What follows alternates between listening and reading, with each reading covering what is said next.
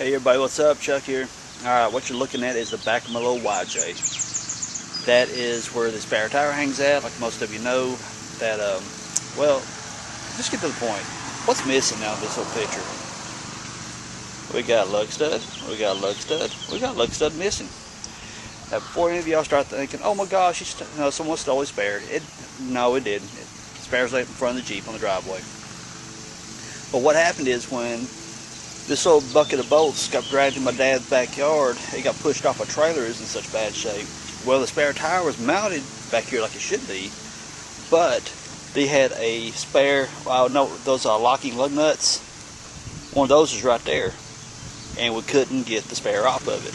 So what happened was, had to get in behind here with a socket, a ratchet, take out the bolts here, took this whole thing off, and my dad took a grinder and got up inside there and cut the back side of that off and pulled it all the way through to get the spare off of it. Well, ever since then I've been sticking that in behind it so I can carry my spare. Kind of a pain in the butt to get off. Well, there's a fella that lives on down the street. He drives a sweet black and red Cherokee, and he rolled by one day and he said, "Hey man, I see Jeeps in your driveway all the time. I'm not gonna use this thing. You can have it." There it is. Dude, I wish I remember your name, I'm sorry, but this has been quite a few months ago. He dropped this off to me, and I just now decided to put it on. Man, I appreciate it. I'm going to put it to use right now. Now, I'm not going to put the third brake light on. But you take that off here, here, and here. I'm taking the third brake light out of the equation. I just want the spare tire hangers all I'm after, because this one has all three bolts here, here, and here. So I guess, as you can guess, the subject of the video is we're changing that out. Pretty easy. First of all, you get your spare tire off of it. You just got 1, 2, 3, 4, 5 bolts. All there is to it. Using a 1/2-inch socket and ratchet to take it off. Put it on there. I've already broke the top ones loose. Just take them off. That's all you gotta do. Alright, grab back away. I can't do this before the camera bolt. Alright, there it is. 5 bolts. It's off, and you can see all the nastiness under it. Can't exactly get it behind it to wash it, and this right here builds up underneath the bracket. So, go get me a rag, a little bit of water, and I'm going to scrub that mess off of it before I put the other one back on. Okay, everybody, you see I've got all the crud cleaned off. And notice something. Right there. Paint's coming off. Water hose took that off. It just kept pulling it off. The paint is coming off the little YJ, which I already knew that. It's got several places on it that's seen better days. So what I'm going to do, just for the time being, I'm not going to do any kind of detail work with this at all at the moment. Because later on, my plans are to get some Monster Liner and paint the whole tub with Monster Liner. I'm going to do a red Monster Liner all over the whole Jeep, eventually. Whenever the funds allow, put it that way. I'll tell you what, if you know those little ads that pop up on my videos, if you guys would watch those ads, I get paid a little bit. Just look at it this way. It's just a quick way of you guys saying thank you for sharing such great video. So, watch the ads, let them play for at least 30 seconds. I get a little bit. Alright, enough of my plug there. What I'm going to do is I'm going to take some sandpaper. I'm going to knock all this right here down. Knock all that loose junk off. Then I'm going to come back with some spray can primer. Then once the spray can primer dries, then we'll come back with the little bit of red spray paint. You just keep from it rust is all I'm after at this point. So like I said, basically, paper here for my DA. I'm just gonna go like that there. I'm gonna knock all that rough, those edges. See where it's flaking off? I'm gonna knock all that off. Then we'll come back with primer and spray it. So let me knock this down real quick, and I'll back with you in a minute. Alright, I took the sandpaper, knocked it down. You can see the only thing I did was just feather the edges back, knocking off all the loose stuff. I know there's going to be some of you people who paint for a living are going to totally blast me for what I did here, but again, eventually this whole thing's going to be done in Monster Liner. I don't have to care for scratches in the paint. I don't have to care, because I used 80 grit paper to just knock all that loose crap off. When it comes time for me to start ready to lay down the Monster Liner or the bed liner stuff, whatever it is I decide to use, I'm going down with a rough texture on it so I don't have to care about the deep scratches or anything like that. So therefore, okay, I've got all the loose edges knocked down, so I can at least get some primer and paint on it. And looks like I want to sand that a little bit more. I still got paint flaking off there. So I'm going to sand that a little bit more. Then we'll come back and hit it with a primer. Back in a minute. Okay, it's got primer spots. And while I was waiting for the primer to dry, I went ahead and took the third brake light assembly off. You can see from the holes here, there's where the third brake light wire went down through. What you got, if you run across a situation like this, you got 4 bolt holes.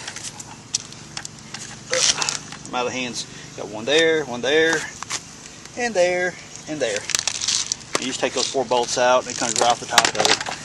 I believe this right here came off of a TJ. I'm not sure what year, what model, but it doesn't matter, it fits anyway. So now I'm going to turn my gray spots red. Be right back. Okay, it's red. Well, kinda. I have some leftover engine paint for a motor I built for my Mustang, and it's a kind of sort of close enough red. But like I said, I'm not too worried about details. And for those, I keep mentioning the Monster Liner. It's kind of like a bed liner for trucks, except the thing about Monster Liner, you can get into lots and lots and lots of different cool colors. So eventually, when the budget allows, that's what I'm going to do. So that's the reason I'm not being too picky at this point about, you know, doing detailed body work. I used to work at a body shop when I was a young kid, and I've done mold work for fiberglass. I mean, I know how to make this baby glass smooth, but I treat it like a Jeep. I go wheeling, I go slinging mud, I go playing on rocks. Well, what little rocks are around here, but you can find a mud hole or two in creeks. So I'm not going to put a $10,000 paint job on something I go out and play with. So enough of the rambling. Let's put that on. Okay, you see I've only got 1 bolt started, and I just want to point out why. If you want to make life really easy on yourself, now you got other bolt holes you got to line up. Take your top, middle one, put that one in first, and that way you can kind of close my gate, make it a little easier. There. Then you can take and pick it up, slide it up. You can see your bolt holes where they're lining up right there. Alright, there we go. See where the bolt holes line up? You can pick it up and put it in place where you want it. That middle bolt will hold it in place for you while you set the other bolts. Let me put the other bolts in, be right back. Okay, well, all the rest of the bolts, I have them all started. They're just screwed in by 3 or 4 threads. And at this point, take your ratchet and go ahead and tighten them up. Alright, got the bolts tightened up. And, oh, see that? Guess y'all wonder why have I got that out here. This is like a, now you get your white lithium grease. This right here is like a black lithium grease. It's an engine assembly lube. But I use it for just about anything and everything. Why have I got it out here? Good question. Your lug studs, and actually I even use this on my lug studs that's on the rotors, that's, you know, the tires that's actually on the ground. Notice you got a little bit of rust here. Put a little bit on there before you put the lug nuts back on. Sorry, I got the camera all out of whack.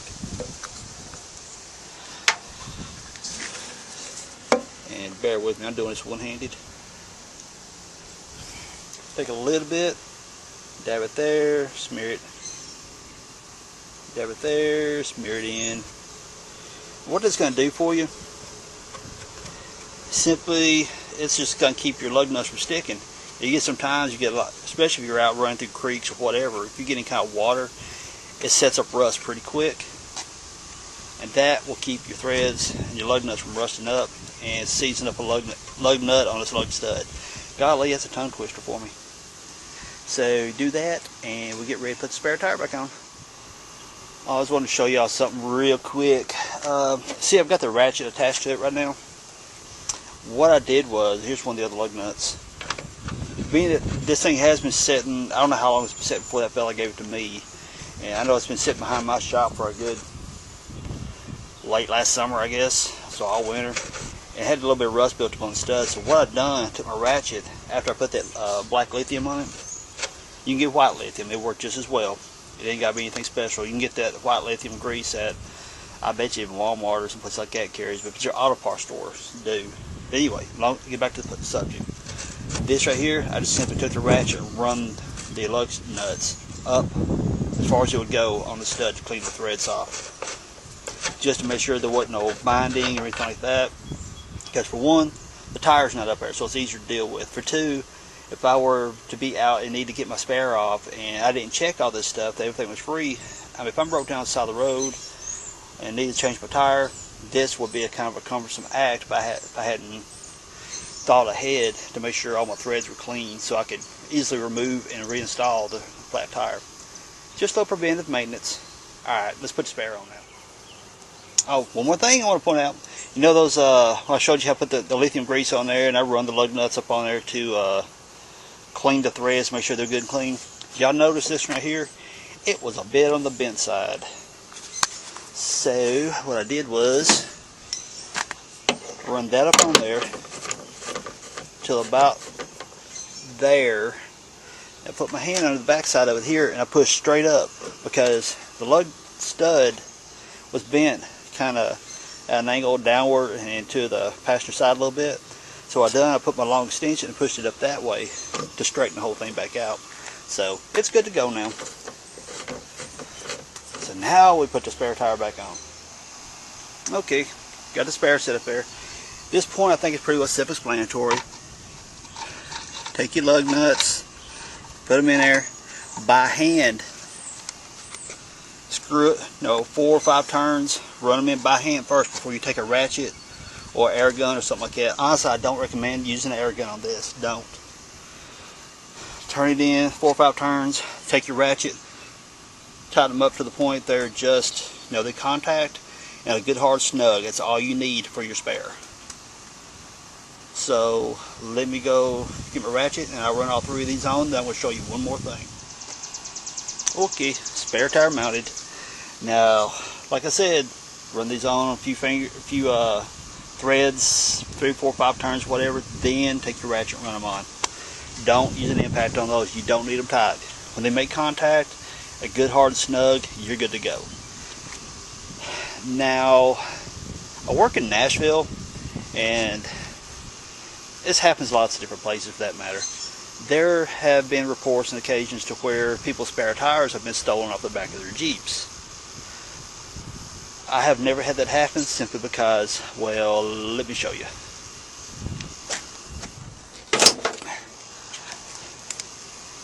These are simple bicycle cable locks. There's a Kmart across the street from the campus I work at, from the college campus I work at. That Kmart had a 3-pack of these for, I don't know, I think it was like $15 or something like that. All 3 of them keyed alike.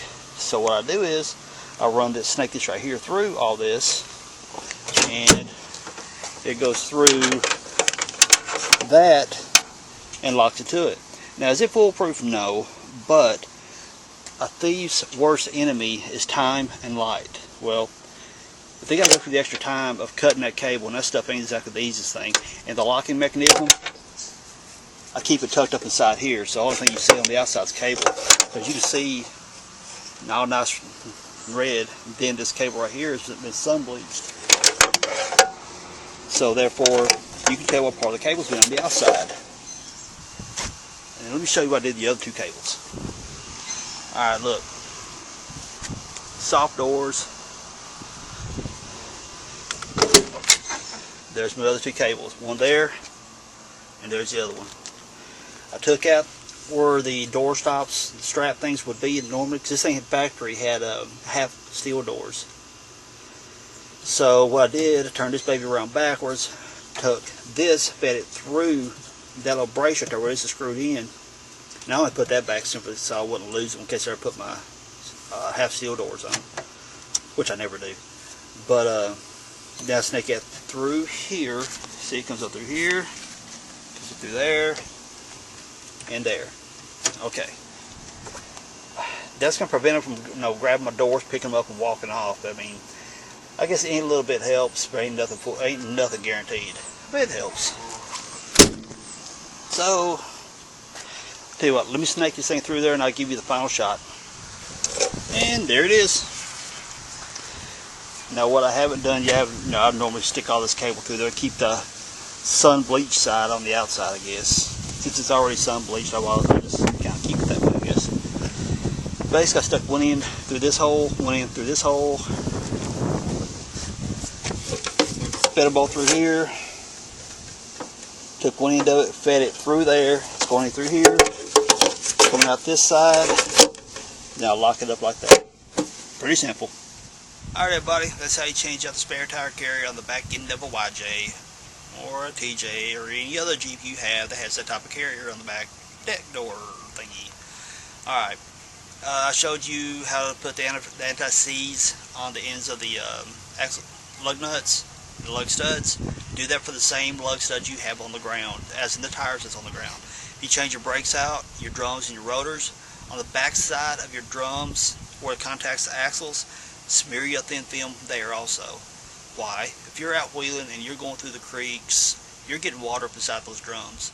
And later on, if you don't maintain and clean, later on when you try to pull that drum off, that water acts as a catalyst to start kicking in the rust. Trust me, this beast right here, when I got it, it had been through a lot of creeks and never had been maintained. And whenever I took the rear brakes off of it, and this is before I started the YouTube thing, I wished whenever I was doing the YouTube thing back when I rebuilt the brakes on it. But next time I change brakes, I'll YouTube it, I promise.